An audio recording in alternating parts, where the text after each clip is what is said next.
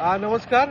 आपण आता लक्ष्मी नारायण जो हे आहे पूल आहे त्या पुलाखाली जे घाट बांधलं जात आहे, मोठ्या प्रमाणात कॉन्क्रीटचे घाट बांधायचं काम चालू आहे. म्हणजे पुलाच्या दोन्ही बाजूने आपण जर बघितलं तर मोठ्या प्रमाणात फक्त सिमेंट कॉन्क्रीटचे घाट बांधले जात आहे.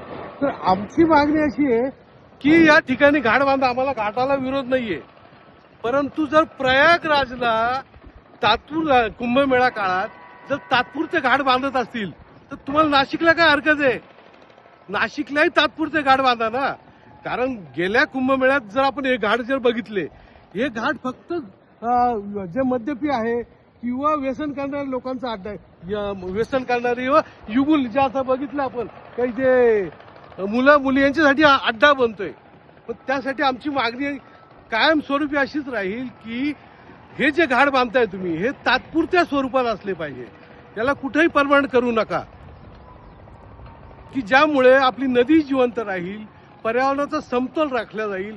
आणि जे आपण म्हणतो ना रिपेअरिंग बफर, नदी किनारी जी काही वृक्ष संपदा असेल किंवा जी पात्र आहे ते पात्रही आपल्याला चांगलं राहील. आणि दुसरं असं की नदी पात्र जाता आपण जे घाट बांधायचं काम चाललंय म्हणजे खड्डा करताय, तर ही या ठिकाणी आपण बघतोय की मोठ्या प्रमाणात माती ही जी आहे ही नदी पात्रात टाकली जाते. ही लगेच काढली गेली पाहिजे. काय होतं की हे लोक म्हणतात नंतर काढू, परंतु नंतर काढलीच जात नाही. आणि ती माती या पात्रात राहून ते पात्र छोटं व्हायचं काम हे प्रशासन करतंय. म्हणून आमची पहिली मागणी असेल की आता हे जे काम करतंय हे तात्पुरतं झालंच पाहिजे, परंतु ही जी माती आहे ती लगेच काढली गेली पाहिजे, ही आमची भूमिका आहे.